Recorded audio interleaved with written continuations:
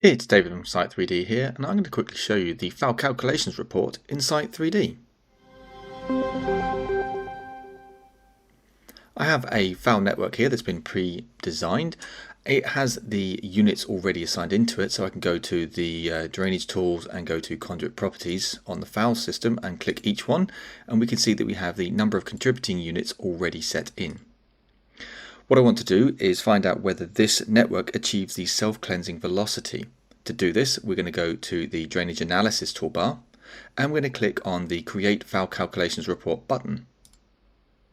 It's now created me a PDF that I can save out to any location that I need to, and in here we have the settings that we use, so the flow per unit per day being defaulting to 4,000 litres per day. We also then have the self-cleansing velocity set to 0.75 meters per second. This is for highlighting purposes down below. Underneath this we have the manhole and pipe schedule. This gives us the each manhole with the contributing units assigned to each one. This is just the actual units that are assigned to that particular manhole. We also have things like the diameter, types, cover levels, invert levels, and things like the coordinates. For the pipe schedule, for each pipe we have the upstream and downstream manhole with the invert levels, we have the roughnesses and the gradients and other useful information. Underneath this is the actual results table. In here we have the pipe number, and for each pipe we have the number of accumulated units going through it. So in other words, for pipe 1007, which is our last pipe before it goes out, is the total number of units that are assigned to the entire foul network.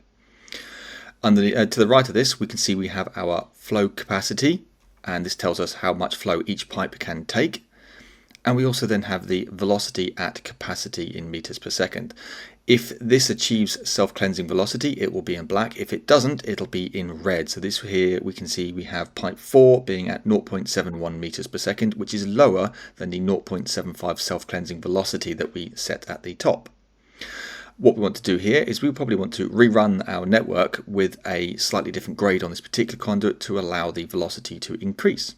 So we'll do that right now. I'll close that PDF. I'm going to find pipe 4, which is here. I can go into the long section of this. I'm going to go into the long section of a drainage network, which goes a bit further. So go to my drainage tools and show long section from the outfall to the head of pipe 4.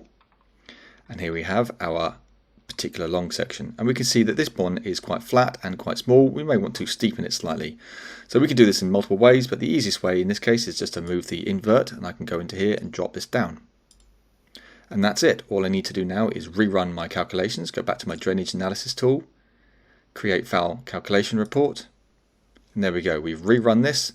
This information should all be almost identical apart from the invert levels and soffit levels.